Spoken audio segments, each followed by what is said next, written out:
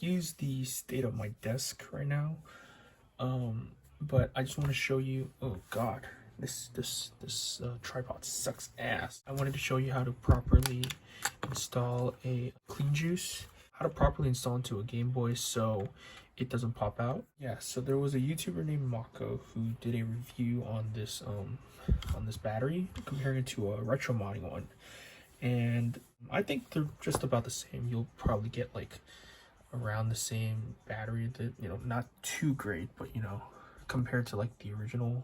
But at the same time, you're also using a IPS screen in it, so you're not gonna get great battery anyways. So you can see right here, as you can see, it always pops out.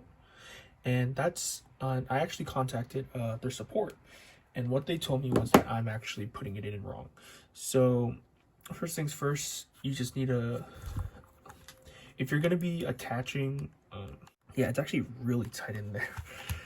So, you know, I guess you just gotta be careful if you use this method, because it's not easy getting it out.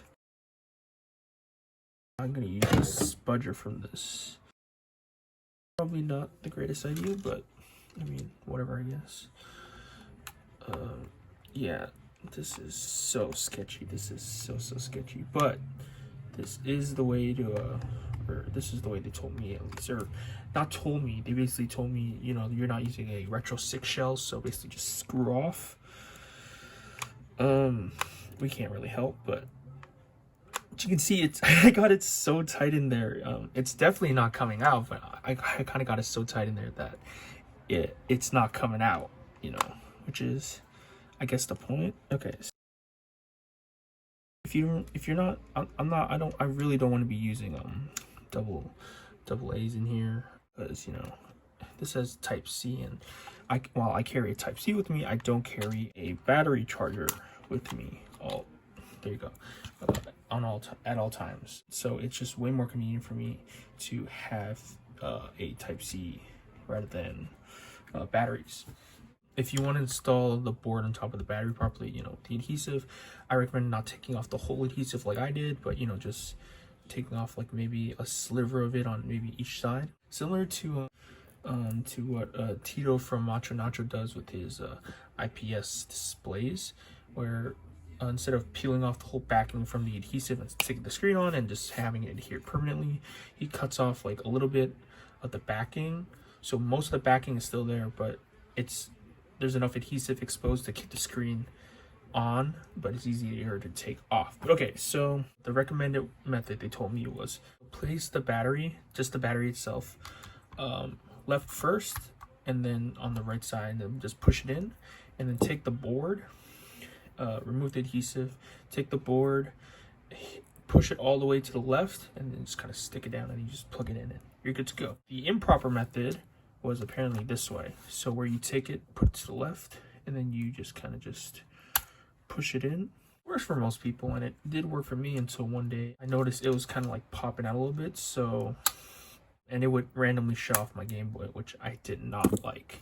I guess the proper way you're really supposed to do this is this is a funny playing shell, so don't get a funny playing shell, get a RetroSix shell. But I don't like I don't like their color options and enough rambling. So the real proper way to actually install it is this, or not the real proper way, but this is how you get in there. Do note, as seen in the beginning, if you do it this way, it's going to be really hard to take it out. So if you frequently swap batteries or, you know, do whatever, probably not ideal. But again, I don't plan on taking this out like at all, so this is going to be perfect for me because it's going to stay in there and it's just not going to move. Though I guess one thing you do have to be careful of, it kind of squishes this part a little bit, or the wire, or where this metal bracket thing is, it kind of like squishes it a little bit, but you know, that's fine.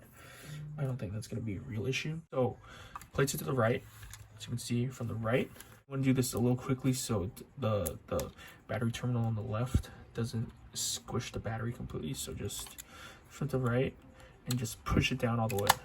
As you can see, it's kind of pushing it a little bit, so you can use a little tool to help kind of coax it up. There you go. Now it's not pressing against the battery all the way. And now no issues. So if I turn it on, there you go, no issues. It's not gonna, you know, it's not gonna turn off randomly. And yeah, so now it's sticking in for forever, basically. And yeah.